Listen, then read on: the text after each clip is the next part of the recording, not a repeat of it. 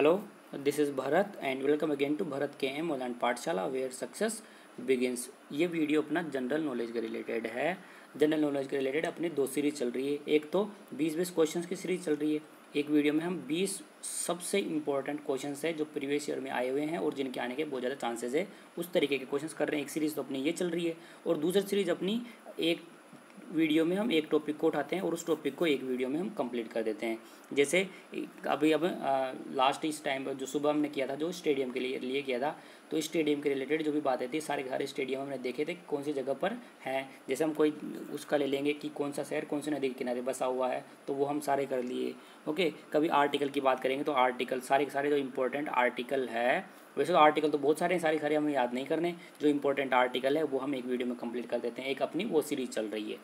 Okay, तो आपको दोनों सीरीज़ इंपॉर्टेंट है, दोनों सीरीज़ आपको देखनी है। जो 20-20 क्वेश्चन की सीरीज़ चल रही है वो भी इंपॉर्टेंट है, मोस्ट इंपॉर्टेंट है। वहाँ पर किस तरीके से क्वेश्चन फ्रेम होते हैं ये पता लग जाता है आपको यहाँ पर, और डिटेल नॉलेज लेनी है आपको। तो जो दूसरी सीरीज़ चल रही है वहाँ से आपको ले लेनी है दूसरी तरीके की।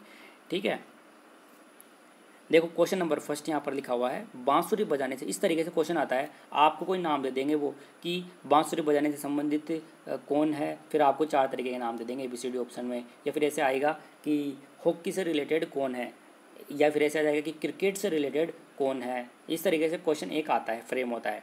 ओके, तो हमने वो दूसरी सीरीज चल रही है अपने, उसमें हमने कवर कर रखे हैं चीज़ें। यहाँ पर हम क्वेश्चंस को कवर करेंगे।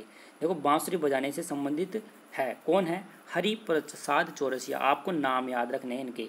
हरि प्रसाद चौरसिया बांसुरी बजाने से संबंधित है, मतलब ये बांसुरी बजाते थे। ओके, जाकिर हुसैन की अगर हम बात करें तो जाकिर हुसैन तबला बजाते थे। ओके, रविशंकर की बात करें तो रविशंकर सितार बजाते थे। ओके, और बिस्मिल्लाह की बात करें तो पों पों पों शहनाई बजाते थे ये। ओके, इस तरह लंबी सी शहनाई होती है ना, इस तरीके से शहनाई, तो ये शहनाई बजाते थे। तो आपको ये ध्यान रखने हैं, एग्जाम में क्वेश्चन आते हैं। आप अगर एग्जाम दे रखे होंगे तो आपको पता होगा, इस तरीके से क्वेश्चन फ्रेम होते हैं।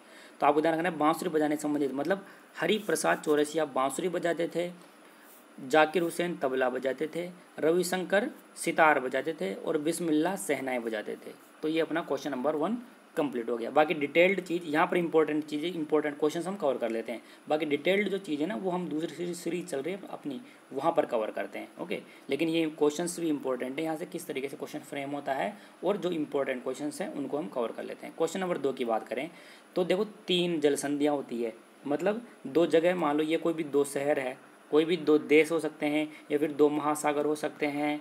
ओके, कुछ भी 2 सागर हो सकते हैं, कोई 2 देश हो सकते हैं, उनके बीच में पानी पानी भरा हुआ है। तो एग्जाम में इस तरीके से क्वेश्चन आता है, इन जो पानी पानी भरा हुआ है ना बीच में, इसका नाम है, जैसे जिब्राल्टर जलसंधि कह देते हैं इसको, या फिर स्वेज जलसंधि कह देते हैं, पाक जलसंधि कह देते हैं। ऐसा आता है कि जिब्राल्टर जलसंधि किन 2 चीज़ों को अलग करती है। फिर आपके पास ऑप्शन आ जाएंगे, 4 ऑप्शन आ जाएंगे, आपको चारों में से पता लगाना पड़ेगा। इस तरीके से क्वेश्चन फ्रेम होता है। तो देखो, जो जिब्राल्टर जलसंधि है, जिब्राल्टर इंग्लिश में भी जिब्राल्टर ही होगा, जिब्राल्टर जलसंधि है वो अटलांटिक महासागर और भूमध्य सागर दोनों को अलग करती है, मतलब इन दोनों के बीच में जिब्राल्टर जलसंधि पड़ती है। स्वेज जलसंधि की अगर हम बात करें तो स्वेज जलसंधि भूमध्य सागर और लाल सागर को अलग करती है, मतलब भूमध्य सागर और लाल सागर के बीच में क्या है, स्वेज जलसंधि है। ओके, पाक जलसंधि भारत और श्रीलंका को अलग करती है। ओके, यहाँ पर ऐसे कंफ्यूज मत हो ना कि पाक जलसंधि आ रही है ना तो भारत और पाकिस्तान को अलग करेगी, नहीं, ये ध्यान रखना इंपॉर्टेंट है। पाक जलसंधि भारत और श्रीलंका को अलग करती है, मतलब भारत और श्रीलंका के बीच में जो संधि है, जो पानी भरा हुआ है, उसको पाक जलसंधि कहते हैं। मतलब जलसंधि का मतलब है कि बीच में कुछ, मतलब दोनों देशों के बीच में कुछ, मतलब उनके बीच में कुछ मेल मिलाप हो जाता है, उसको जलसंधि। मैंने समझाने के तौर पे आपको ऐसा बता दिया कि पानी भरा हुआ है, इस तरीके से जल आ रहा है ना इसलिए, लेकिन दोनों के बीच में, दोनों देशों के बीच में मेल मिलाप हो जाता है, उसको जलसंधि बोलते हैं, जल के रिलेटेड, पानी के रिलेटेड। तो आपको इतना ध्यान रखना है, जिब्राल्टर जलसंधि अटलांटिक महासागर भूमध्य सागर को अलग करती है, स्वेज जलसंधि भूमध्य सागर और लाल सागर को अलग करती है, और पाक जलसंधि भारत और श्रीलंका को अलग करती है, ना कि भारत और पाकिस्तान को। ठीक है, इसके बाद में नेक्स्ट क्वेश्चन है 3। अगला तीसरा क्वेश्चन की तरफ अगर हम चले तो यहाँ पर लिखा हुआ है, नस्ल धर्म राष्ट्रीय मूल के आधार पर भेदभाव को निषेध बताया गया है। ये जो दंडनीय अपराध, एक तरीके से नस्ल धर्म राष्ट्रीय मूल, इनके आधार पर अगर आप किसी से भेदभाव करोगे तो ये दंडनीय अपराध है। ये कौन से अधिनियम में बताया गया है, तो हमें ध्यान रखना है, नाम इसका civil right act okay, civil right अधिनियम है, उसके अंदर इस चीज़ को निषेध बताया गया है, दंडनीय अपराध बताया गया है, तो ये आप ध्यान रखना। ओके, सिविल राइट एक्ट नाम याद रखना, क्योंकि आपको पता है कि जो संविधान है, कॉन्स्टिट्यूशन है, इससे 1 या 2 क्वेश्चन एग्जाम में आते ही आते हैं। एक तो आपको आर्टिकल के बारे में पूछते हैं, आपको कोई चीज़ बोल देगा कि जो राष्ट्रीय आपातकाल है, नेशनल इमरजेंसी है, उसके बारे में कौन से आर्टिकल में बताया गया है। या फिर ऐसे पूछ लेंगे कि जो राष्ट्रपति है, प्रेसिडेंट रूल है, राष्ट्रपति के जो नियम्स है वो कौन से आर्टिकल में बताए गए हैं, राज्यसभा के बारे में, लोकसभा के बारे में, ओके, प्रेसिडेंट के बारे में, गवर्नर के बारे में, राज्यपाल के बारे में, इनके बारे में कौन से आर्टिकल में बताए गए हैं। इस तरीके से क्वेश्चन आता है एक तो, ओके, और आपका एक इस तरीके से आ सकता है। तो कॉन्स्टिट्यूशन से आपके क्वेश्चन आते हैं आर्टिकल वगैरह के सारे इंपॉर्टेंट आर्टिकल हम जो दूसरे वीडियो सीरीज चल रही है वहाँ पर हम कवर कर लेते हैं।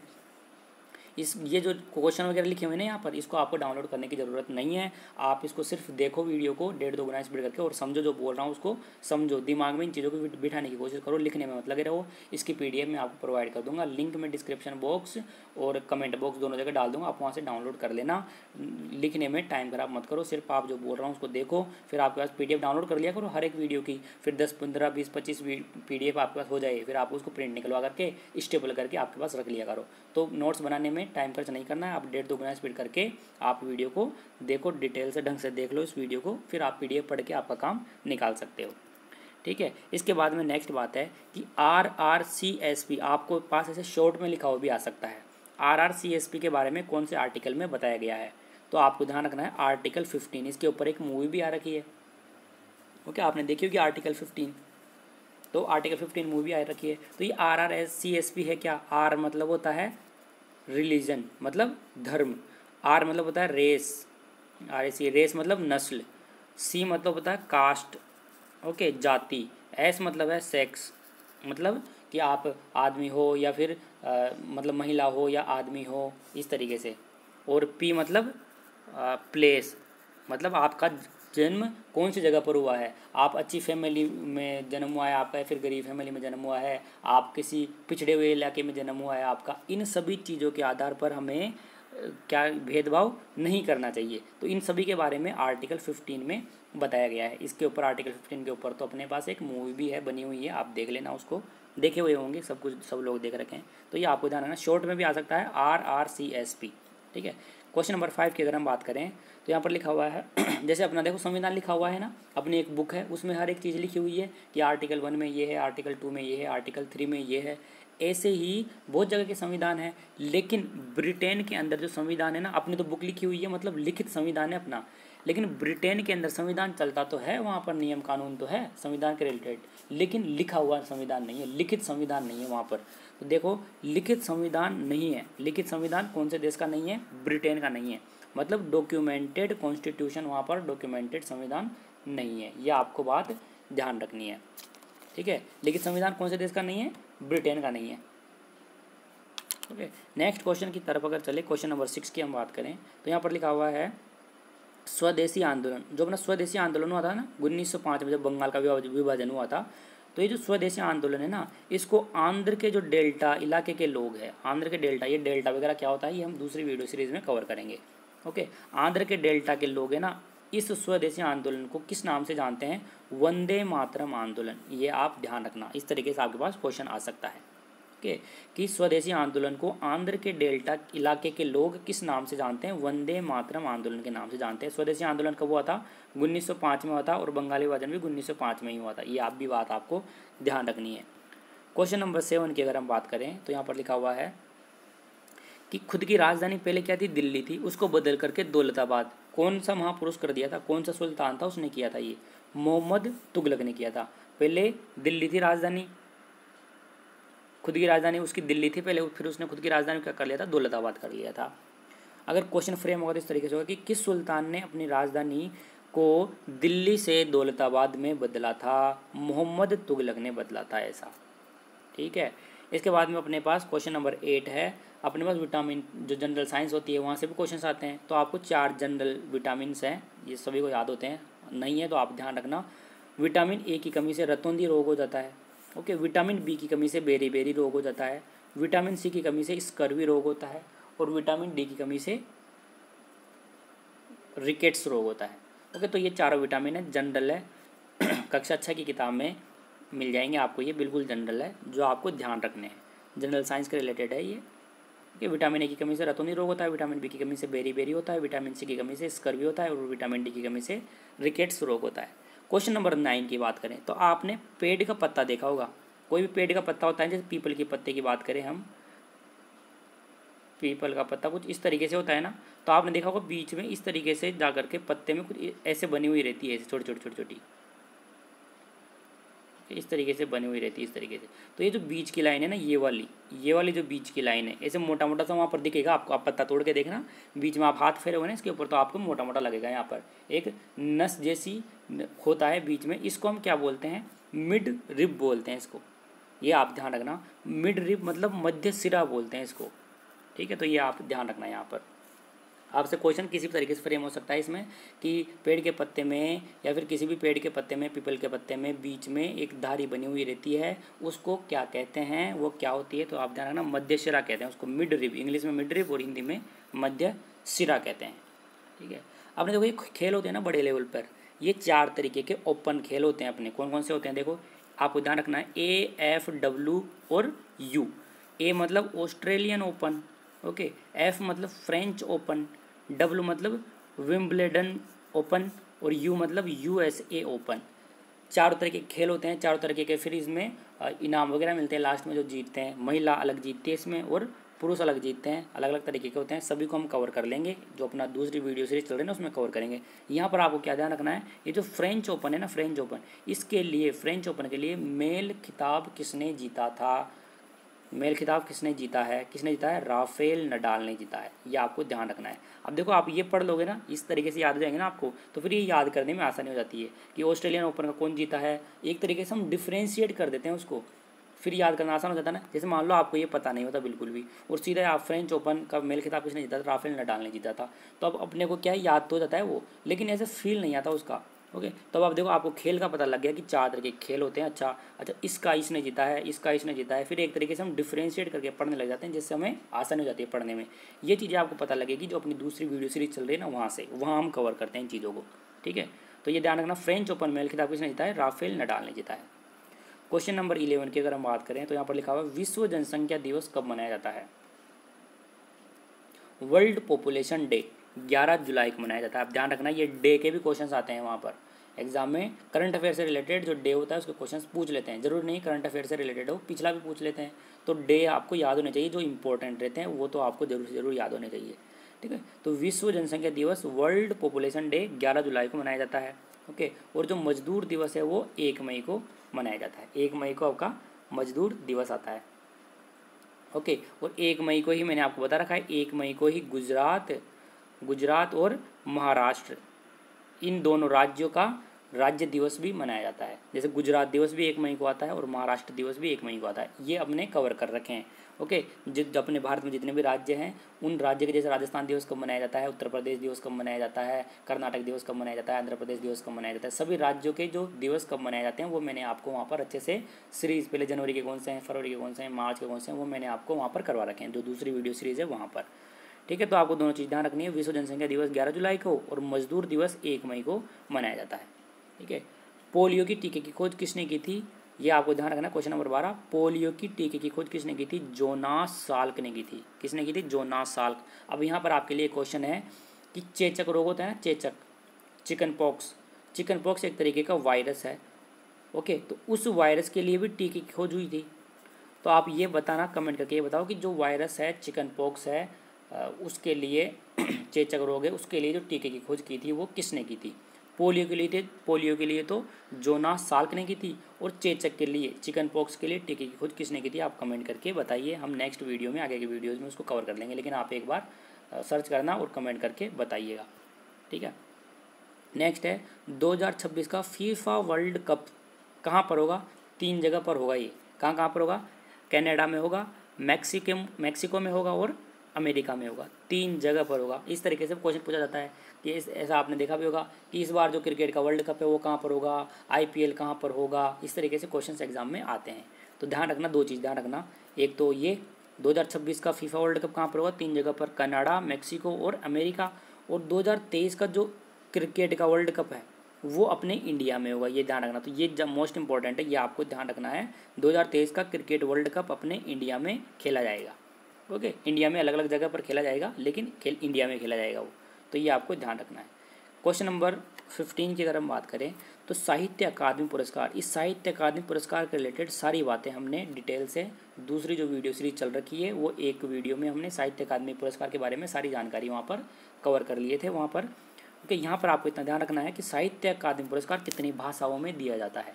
तो आपको ध्यान रखना है 24 भाषाओं में साहित्य अकादमी पुरस्कार दिया जाता है। अगर आपको डिटेल्ड जानकारी लेनी है इसके बारे में तो आप उस वीडियो को देख लो जो अपनी नेक्स्ट दूसरी सीरीज चल रही है ना, एक वीडियो में कंप्लीट सीरीज कर देते हैं, उसमें मैंने कवर करवा रखा है। ओके, नेक्स्ट है क्वेश्चन नंबर 16, न्याय सूत्र की रचना किसने की थी। ओके, इस तरीके से क्वेश्चन आता है। तो 4 तरीके के सूत्र है जिनकी रचना अलग अलग आदमियों ने की थी, चारों को आपको ध्यान रखना है। देखो, न्याय सूत्र की रचना गौतम ने की थी। ओके, सांख्य सूत्र की रचना कपिल ने की थी। योग सूत्र की रचना पतंजलि ने की थी।